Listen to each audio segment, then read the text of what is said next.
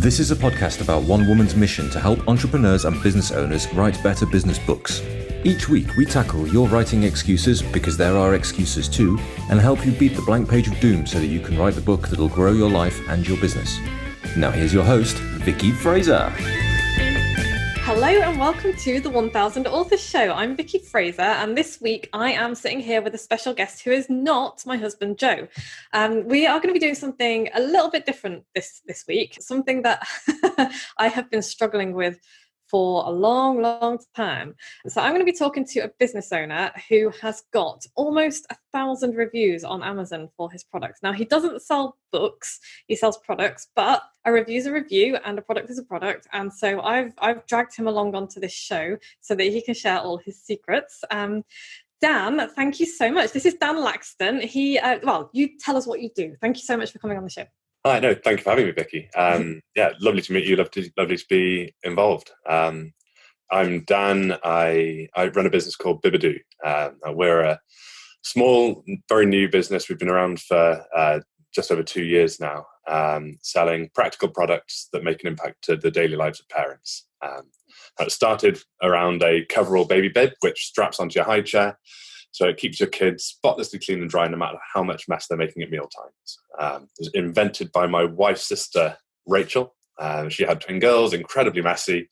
Nothing she used would do the job. So she cut up an old umbrella, sewed some straps onto the bottom of it, and it worked. And I've kind of come in more recently to help her, try and turn it into a business rather than just an idea. That's such a great idea, because I don't have kids, but I have nieces and nephews by the dozen, it seems. And the mess they make, I'm always we go to family meals, and I'm always like, wow, there's a lot of food like everywhere except in your mouth. What's going on? It really is. I've got two of my own little girls now, and we use them every day. And my big concern when I came to start working with Rachel was, do I really want my life to be about selling bibs? So kind of a big commitment. I'm going to be doing this with the majority of my waking life. And is that really what I want to be about? But then I very quickly kind of saw the difference that the product can make to the daily routine of a very busy parent. We're looking at saving them 20 to 30 minutes every single day. It's time to play with your kids, just to reduce the general stress load, be more of the kind of relaxed, happy parent that we all want to be, instead of the kind of naggy, shouty, snappy parent that we all really are. And it really does make a big difference. So that's something I can be a part of, making a difference to millions of parents' lives all over the world. That's a worthy way of spending my day rather than just selling bibs. Yeah, that's really cool. So I'm going to ask you what your background is then, because you absolutely nailed the main benefit. Because a lot of people would have kind of taken that bib and been like, oh, this thing is great, it's going to stop you getting messy. But what you've just said was really interesting, because you're like, we're saving parents up to half an hour a day, which is that's the thing, is that everybody has got not enough time. So what's your background? Where did you come from? So my background is sales and marketing. I'm very different. Nothing to do with baby products. I used to work in medical devices. Okay. So completely different. But then one of my jobs was in manufacturing services for medical devices. So when it came to helping Rachel with the manufacturing setup and how that whole kind of system works, that was really, really, really useful. It was an industry that I absolutely hated by the end, which is kind of why I was so ready to jump into this. So I left my job and my career while I was on pat leave with my first Lizzie. So I went from steady job, steady career, to not being paid for 2 years while I was starting a family, which was interesting. But hated what I was doing and really wanted to be around my kids as they were growing up. So And so is this what you do full time now? This is your full-time business? Yeah, it's been full time for 3 years. We've been in the 3 years, it was just me doing it for a little while along with Rachel. Rachel then went to Canada for a year and left me to do it on my own. She's now come back. But in the last year, we've gone from a team of 3. Our marketing director, Gemma, came on in that time as well, to now 10. Wow. It's really kind of really taken off, which is exciting and terrifying and scary in kind of equal measures. Yeah. That's really cool. Okay, so I know that the people who are listening to this podcast are going to be thinking the same thing as me. Damn it, Vicky, shut up and ask him how he got 1,000 reviews. Because 1,000 reviews in 2 years, that's pretty incredible, because I'm finding it literally the most frustrating part of marketing my book is getting people to leave reviews, because people are like, oh, I love the book, blah, blah. It's like, great, go and leave a review on Amazon. Crickets. Yeah. Drives me up the wall. So please share your secrets. Okay. So I mentioned this to you before the call. I am worried that I'm going to just kind of say stuff that you already know, everybody. So really apologies if I'm kind of trying to teach you how to suck eggs. No, teach us how to suck eggs. For me, all of our marketing, and I think it applies to Amazon as much as anything else, is about trying to be human and trying to be real. It's hard in Amazon. So on Facebook, on social, in our website, email stuff, it's really easy to be real and human. On Amazon, you're so restricted by the limited interaction you can have with people and by Amazon in terms of service that it's very easy to fall down the trap of just being automated follow-up responses. But we take the most, or try to make the most of every opportunity we have to follow up with our customers, and don't nag them for reviews. So all of our marketing on and off Amazon is about how much value we can add to our customers. So we're selling a baby bib, but we at the moment we're just selling baby bibs. We don't just talk about our bibs. We look for any opportunity we can to create a community. So we talk about parenting hacks, what can make your life easier. We talk about recipes and weaning and tips for people starting out weaning. And what we're really trying to do is create a dialogue with our customers. We want them to be as engaged with us as we possibly can. We want them to follow us on all our social channels. Yeah. And Amazon gives you a couple of touch points for doing that. So you've got the physical product. Mm-hmm. So in all of our packaging, we send out flyers that ask people to leave reviews. In the email sequences that we send, so we've got an automated email sequence that we send out post-purchase through, I think it's Jungle Scout. It used to be Jump Send, but I think they were acquired by Jungle Scout. So I think it's all within the one platform now. Okay. So we use Jungle Scout so after anyone purchases from us on Amazon, they'll get a sequence of 3 emails.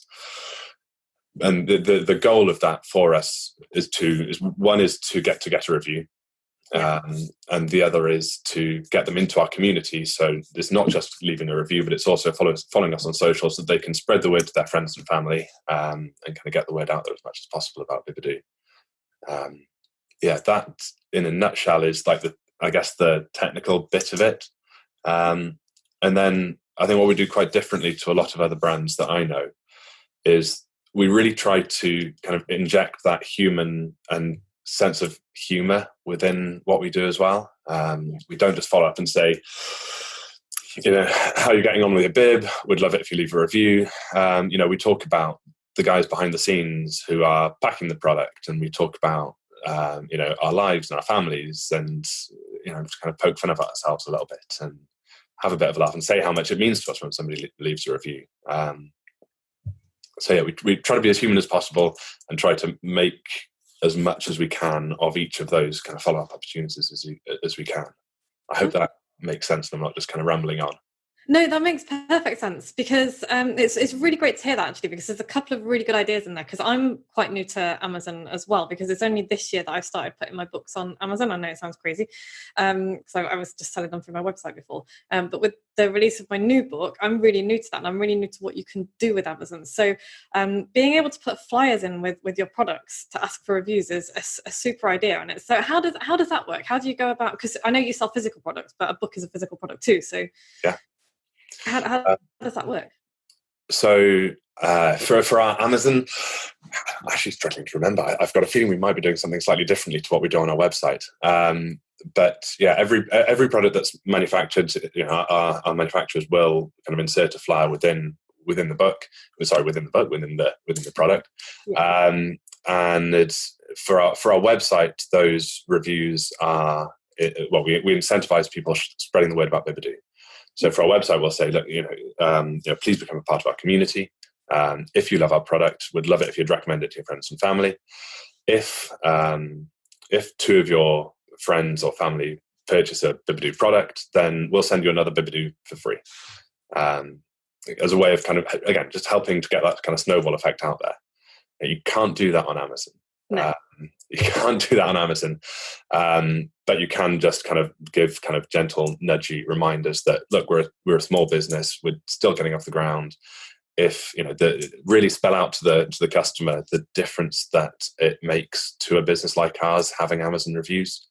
Like, so many people buy something from Amazon, and it's because you don't have that same level of interaction with the brand as you do when you buy it on the website. It's almost like buying something from a big corporate. They don't realize that they've bought something from a small family-run business, and that leaving a review can be the difference between, you being able to pay your staff that month and not. So yeah, really, we try and put as much information in the Amazon packaging about that small family business as we can, so that that comes across, despite the fact they're dealing with a big, the biggest company in the world when they're purchasing. Okay, that's great. So your strategy then is to really get people off Amazon and into your community, so that you can then do the follow-up and build that relationship and build the community and ask them to do the things you want them to do.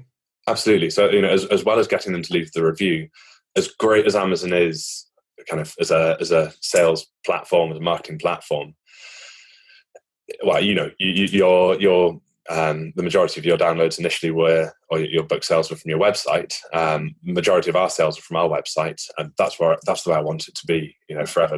I see Amazon, I don't want to say it's a necessary evil, because it's such a big part of our business, but yeah, I would much rather all of our sales are on our website, and we can keep that huge amount of interaction with every one of our customers. But if we did that, we'd be cutting off, a huge chunk of our revenue. So yeah, the more we can get people from Amazon, if they discover us on Amazon, that's amazing. People are searching every day for weaning bibs on Amazon, so we want to come up in that search. But once they've done that, we want to get them over to our website and our social channels as quickly as we can. Yeah, that's a really important point to make, because this is something that I'm always hammering home to writers. Like, you need to get people off the platforms that you don't own and get them onto your website, which you do own, and then you can do what you want with. But yeah, that's a really great message. Thank you for kind of sharing that, because that's so important. People see things like Amazon and Facebook as well, and Instagram as like, oh, that's where I'm going to do my marketing. And it's like, no, it's just another tool in your box. Yeah, absolutely. And they all play together. They're all part of that ecosystem. You do need to have that touch across all of them. But yeah, absolutely. The ones that you own are the ones that are really worth investing in. Yeah, they really are. Okay, so what else? I have another question, and it's left my head. I'm kind of typing questions down as I listen to you. So could you talk a little bit about, you mentioned something called Jungle Scout. Could you talk a little bit about Jungle Scout and tell us what that is? Because I have not heard of that before. Okay. It's quite a broad Amazon tool.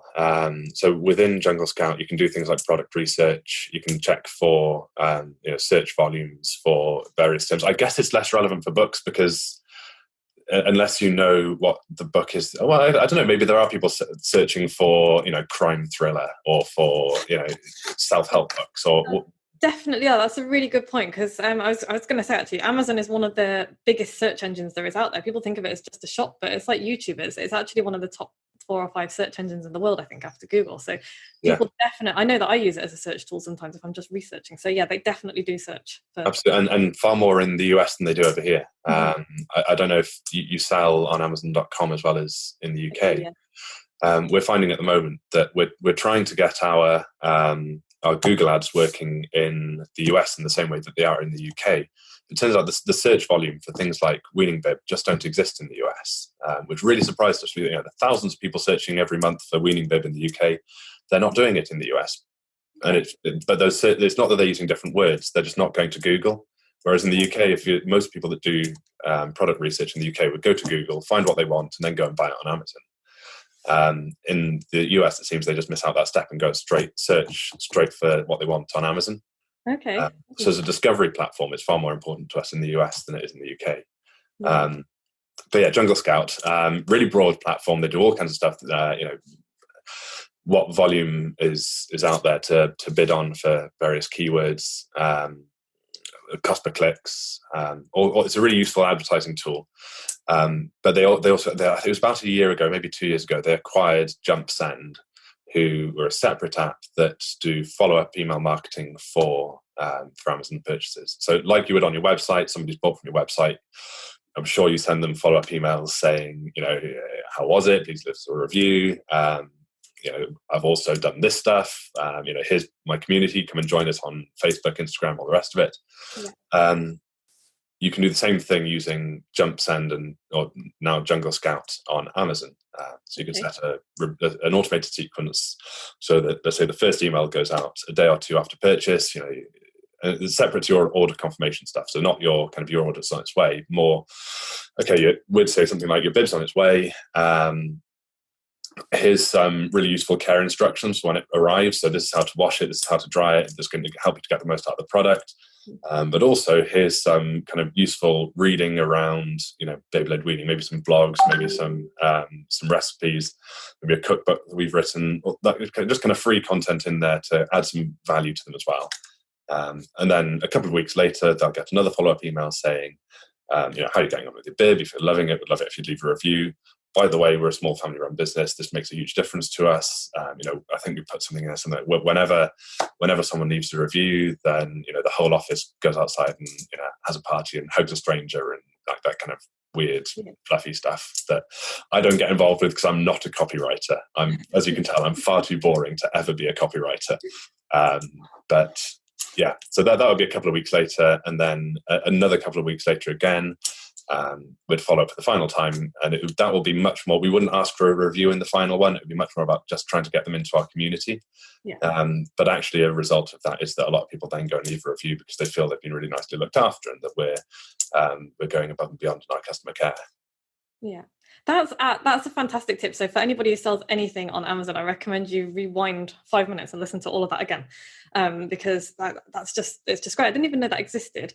I'm going to go and have a look. I'm assuming that you can do the same thing with books, but I don't really know. So I'm going to go and find out because that's going to be on my list of things to crack on with. But I would assume so. I can't imagine why not, but yeah, I would have thought so. Yeah, because that's going to be incredibly powerful because, like, as you know, you don't always, unless you do something like that, once you've sold somebody something on Amazon, you've lost them, unless you're very lucky, unless they then want to go and find out more about you. And that's, it's no different with books either. And yes, you can put calls to actions in books, and I always make my authors do that. Or I tell them to, I can't make them. But yeah, having something to be able to follow them up so that you can capture them right at that, on Amazon is a really valuable thing. So sounds to me like that's the thing that you're doing totally differently from what I'm doing and what a lot of people are doing. Great. Well, I'm really glad that it's something new and useful. I'm glad I haven't just wasted your time for 20 minutes rambling about my business and what we do. I tell you what, it's never a waste of time talking to people about what they do for their businesses, because there's always a lot to learn from everybody, especially from somebody who has started up a business from scratch, just from a good idea. And that's the kind of thing that makes a great story as well. It's like, I had this problem and then we solved it with this thing that we made with our own hands, which is great. And on that note, so tell me about how you made it. You say you started off with like an umbrella and bits and pieces, and how did you then decide to turn that into a product? How does that work? I don't know anything about physical products really. So yeah, it's a tricky process, and we didn't get it entirely right. There are a lot of people out there when you've got an idea for a physical product that will kind of say, hey, we can turn this into a great product. A lot of design houses out there, and we're steadily learning that it's very easy for them to promise you the earth, charge you a fortune, and then deliver not very much. And we absolutely fell into that trap. Our first product design house charged us a fortune to basically draw an outline of our product, and that was it. And they charged us thousands of pounds to draw an outline of our product that Rachel had already made. That's outrageous. Yeah, it's I don't understand how they get away with it, and they're still in business, but it's literally what they did. Wow. So we ended up doing all of the development work ourselves because that was our entire development budget. We'd started this our own. We haven't had any investment doing it. We'd done the whole thing on a shoestring.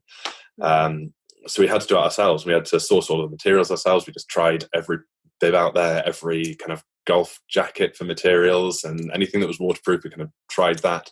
Mm-hmm.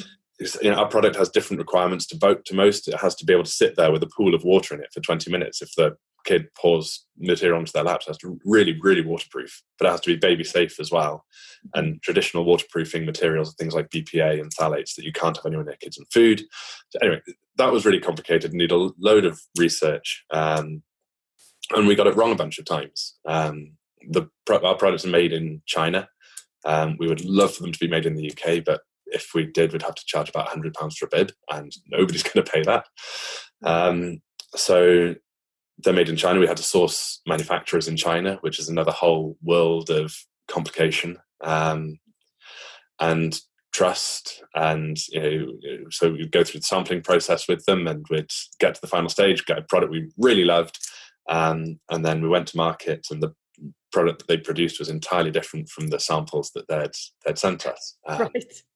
And that set us back a year. That was the reason I had to go 2 years without being paid instead of one. But now we're in a position where we've finally been able to source multiple highly reputable, great suppliers who, not only make great quality products, but also, work ethically. They look after their staff. We see exactly how they treat their staff. We see how they manage overtime, so nobody's doing work too much. We make sure that they're rotated around different workstations so they don't get bored.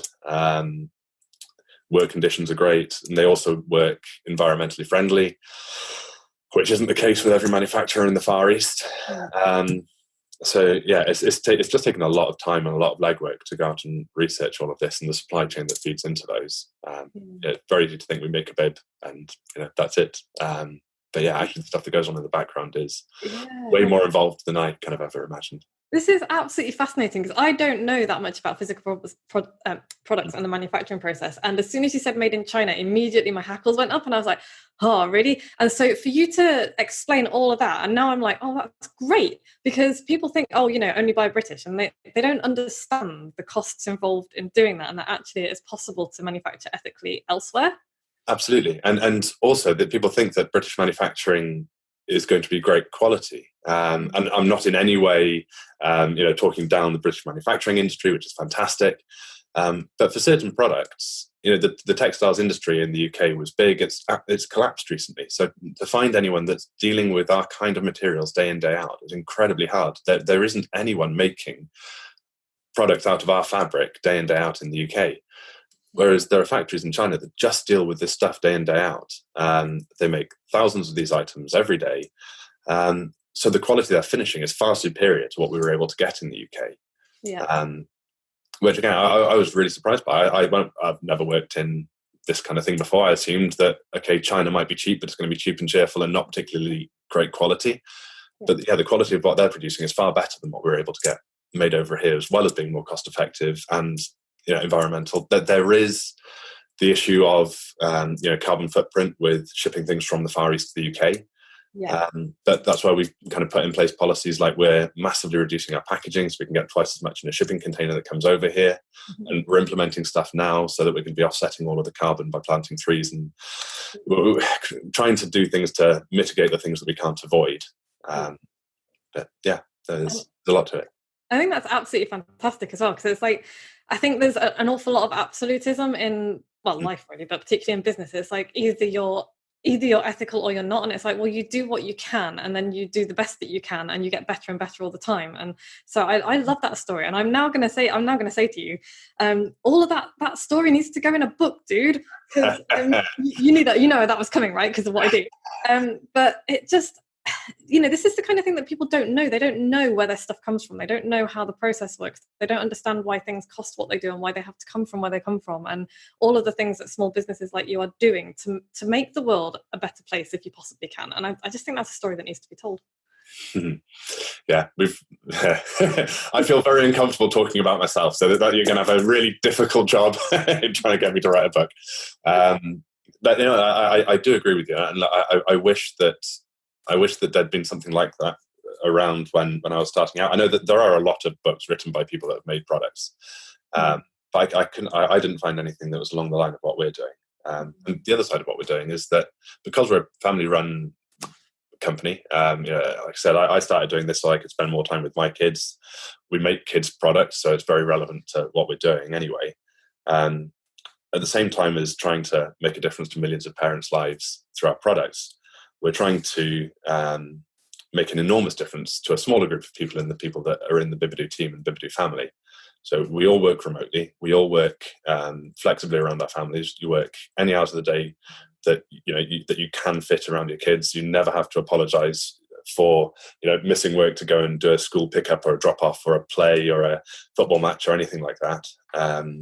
the holiday isn't limited or capped. It's just, as long as you're getting the work done, go and spend the sunny afternoon with your kids, because that's an opportunity you're not going to get again. We think that a busy parent can get just as much done in 25 hours as somebody else might in 40 hours sat in an office. So we don't believe in paying them any less for doing so. What we're trying to create is an environment where you don't have to choose between an ambitious career and family. Because I've seen so many times, and I'm sure you will have done as well, particularly women, who have had to make that choice and have had to sacrifice an ambitious career because they felt it just wasn't compatible with the family life that they wanted as well. Yeah. So we're trying to remove that as much as we possibly can within Bibadoo, and hopefully by becoming a successful business on the back of that, because I believe it's not just the best thing for the employees, but it's the best thing for the business, as the two things go hand in hand. The better we can treat our team, the more we get back in return. If we can be kind of a beacon of best practice, if we grow into a big successful organization, then hopefully we can be an example for other people as well, to kind of prove that it can be proven it can be done. I love that. Fingers crossed. I absolutely love that, because one of my biggest bugbears is this Victorian way of working that we're stuck in the West, and in the East, I think, as well. But yeah, it's just like, you have to be, it's presenteeism. You have to be seen to be at your desk. You have to be here, 9 to 5, and it's all bullshit, frankly. And so I absolutely love the fact that your company is, we don't care when you work or where you work, as long as the work gets done. And it's treat people like grown-ups, and they will generally behave like grown-ups. Yeah, absolutely. And it is really hard, don't get me wrong, especially where we're a new company, we're a small team, we're working with people who none of us are experts at what we do in Bibadoo. And I don't want you to think that means our products are rubbish. They're not. They're really good. But none of our team, so we've just employed a finance director who's never done that before. Rachel has never done product development before. I've never run a business before. Our fulfillment house is run by my brother, who's never done fulfillment and logistics before. Our marketing team have generally done nothing in marketing before. So we're all learning this as we go along, and to give them the kind of flexibility and freedom to do it from home, do it in their own time, know that they're doing a good job without constantly kind of badgering them. What are you up to today? Getting the balance between allowing them to make mistakes and allowing them to develop, but also knowing that the job is getting done and the job is being done to a high enough standard is a real challenge. It's something we do kind of battle with every day. But I do think despite that, it's worth it. And I love that as well, because you're not taking the easy route. You're not taking the easy route just because it's easy. You're doing what you think is right because you want to build a company and change a culture that frankly needs changing. And I just think that's incredible. Thank you. I think I'd like to think that we're doing okay. We're very ambitious about what we're trying to do. A lot of the stuff that I've talked about is in its infancy. We're very well intentioned as a business, and we're working with an organisation in Wales, a fantastic organisation in Wales actually, which I should big up, called Chwarae, which means fair play in Welsh. And they're all about providing equal opportunities for women in the workplace, not just women, but actually their strength is women and family-based working, but they also work in other areas of equality and diversity. But we're working with them on turning our well-intentioned policies into well-written ones. So we offer things. So, for example, I don't know if I should be talking about this, but we've recently introduced a childcare policy whereby we pay for a proportion of our workers' childcare, to again make it easier for new parents to have their kind of fully fulfilling, ambitious career that they want, if they want it. Not everybody wants that. Yeah. Now, I'm worried that if that's badly written, that could be misconstrued as we're telling you what to do with your kids and you've got to put them into childcare. Right. And that there's all kinds of minefields around things like that when you start looking at flexible HR policies. So I think we're not yet a great example of how to do it. I think we're a reasonable example of good intentions, but certainly not on good execution yet. But I think that's great. And I love the fact that you've just told us all that. And I love the fact that you've told us that, you're learning as you go along, because frankly, that is how most business owners start. It's how I started. It's how everybody all my clients started. It's like, I don't really know what I'm doing. I'm just going to give it a try, and I'm going to learn as I go along, and I'm going to make mistakes, and that's fine. And I'm going to learn from them, and I'm going to get better. So I think for you to kind of sit there and tell us that that's what you've done as well, and that you're still trying to get better, I think we need to talk about that more as business owners, because I think all we see a lot of the time on Instagram and on Facebook is like the shiny business owner sitting on a beach with all the success. And it's like, A, that's usually bullshit. And B, it doesn't show all of the iceberg stuff that goes on beneath the surface, all of the, the overnight success that's taken 20 years to happen, that kind of thing. Yeah. And I think people care about that now as well. I think a lot of businesses try to put out that perfect image. And interestingly, that was what I did when we started Bibadoo. I was really worried that people would see how kind of chaotic we were beneath the surface and judge us and assume that because all that crap was going on, that our products were also not going to be any good. So we worked with a marketing agency in Cardiff that produced very clean, very slick marketing images for us. And our engagement, our social media, our community went absolutely nowhere because nobody cares about a really boring, clean picture of a kid in a bib that's beautifully positioned, and nobody cares. Then Gemma came in, Gemma Bullock, who's our marketing director, and her background is not corporate marketing at all. Her background is network marketing. So the kind of social selling, using social media, but all about human engagement. Yeah. And instantly she tore up everything that we were doing and went to genuine human interaction in everything that we were doing, showing the real story, showing that we're real people, and having that individual interaction with everybody that kind of comes to us on any of our channels as well. And it completely transformed our business. So people do care about the reality, and I think people are more understanding now that is going on, and that picture perfect thing is bollocks.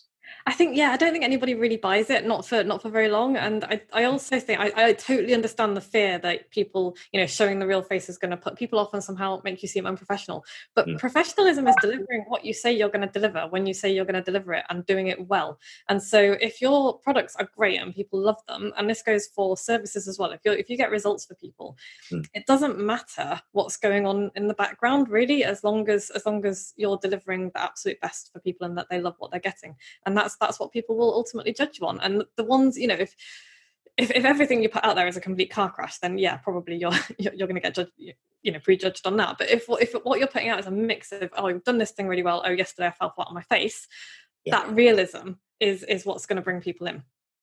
I completely agree.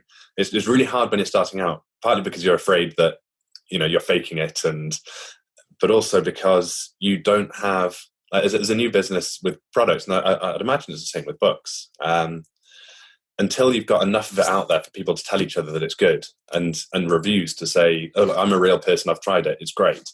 Nobody knows about it. You're buying something online, you can't touch it and feel it. You see the pictures, of course they look great, you're not going to put rubbish pictures on your website. There's a lot of doubt and mistrust, and people can feel anxious buying something, especially a premium product like ours. Do you really want to spend 20 quid on something that you don't know if when it arrives it's going to be any good? Until you've built up, the bank of reviews and everything else.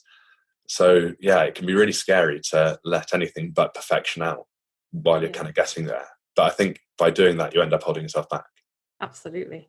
And we've kind of come full circle again to the human thing. And we've run out of time. And there's so many other things I want to do. You're going to have to come back next year and tell us how all of the stuff you're working on is going, because I love the whole ethos of your company. It sounds fantastic. I love the way you're doing things. So just before we go, can you tell people where they can find out more about you, please? Absolutely. Bibadoo. So our website is www.bibadoo.co.uk. Or as of yesterday, exciting news. So our second product is a dribble bib. Again, to make your life easier, it's a problem. Sorry, I could waffle on and go way over time. It's a double-layered dribble bib. I experienced with my daughter. She's very dribbly. Always had a rash under her chin. And we were going through 5 or 6 bibs a day because they just kind of soak through, especially once we started bottle feeding her, and that milk would go on the bib as well. So I made one with 2 layers, so you can open it up and effectively it's got a hidden face flannel inside. So if they've got mess on the face, wipe, close it back up again, the mess stays hidden and the moisture can't soak through because there's an air gap between those layers. Also, if you kind of tuck the front over, it creates kind of a barrier similar to what the Bibadoo does with feeding. But yeah, anyway, the exciting news was that as of yesterday, if you Google dribble bib, Bibadoo dribble bib will come up as the first thing in your search bar. So if you want to find Bibadoo, that's another way to do it. Awesome, thank you. So bibadoo.com, was it .co.uk? .co.uk. And just don't go to .com, it'll take you to a dodgy Spanish marketing website. Okay, interesting. Bibadoo.co.uk, and just Google dribble bib and you will find that. Also, the link will be in the show notes as well, so you can just click on there. But yeah, we're definitely going to have you back sometime next year, I think. That'd be great. I'd love to. And I'm going to also pester you about writing a book because that's the thing. So, Dan, thank you so much for coming on. I love talking to people about one thing because often we end up talking about something else that's equally, if not more interesting. So that's been super, super helpful.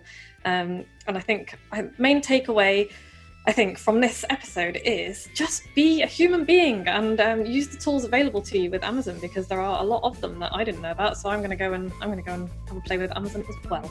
Dan, thanks so much. It's been a pleasure. And we will talk to you again soon. You're welcome. Thank you for having me. Thanks for listening. You can find links and show notes on the website at moxiebooks.co.uk/podcast, where you can also sign up for the best daily emails in the multiverse and find loads of free resources to help you write your book. We'll be back the same time next week with more tales from the book writing trenches and the latest on what the tiny sheeps have been up to.